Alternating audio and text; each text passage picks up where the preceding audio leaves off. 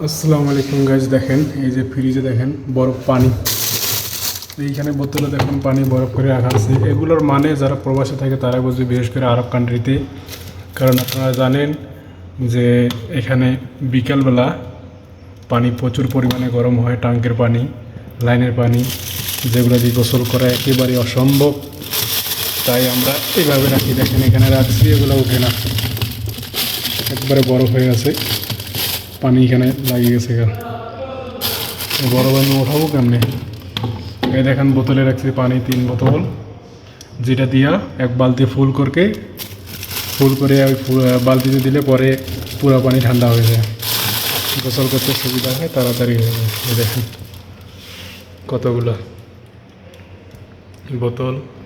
Fridge অবশ্য খালি, এগুলো ফ্রিজ অনেকগুলো আছে, 3-4টা বড় বড় ফ্রিজ।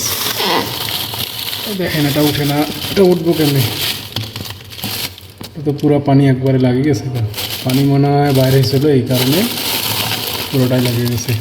দেখেন উঠে না, বরফের পানি একবারে লেগে গেছে। ওটা কীভাবে উঠাবো কমেন্ট করেন। এই দেখেন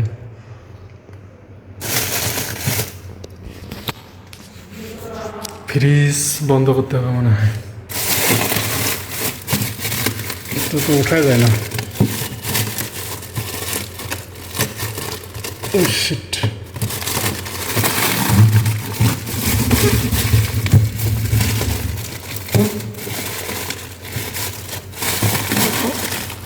মুশকিল, পুরো ফ্রিজ উঠতেছে।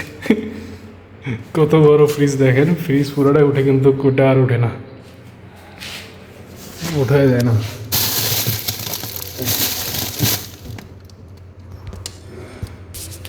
তো মনে হয় আমার জানা মতে আমার এটা লিক ছিল, এই কারণেই এটা সমস্যাটা হয়েছে। এই দেখেন লিকের কারণে পানি বসে নিছে, এই পানি পড়ার কারণে এটা আর ওঠে না, পানিটা জাম লাগছে। ফ্রিজ খোলা থাকলে অবশ্য হয়তো উঠতে পারে।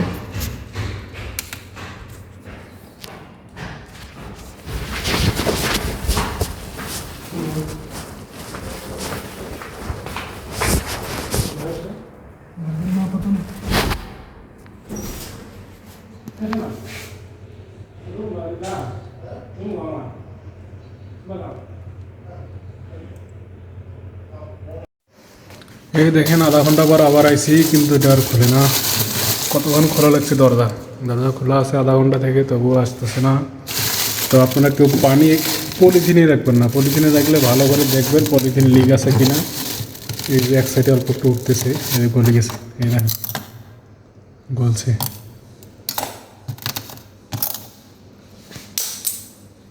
পানি তো সমস্যা নেই, অনেকটা উঠছি, খোলা ছিল অনেকক্ষণ থেকে। দেখেন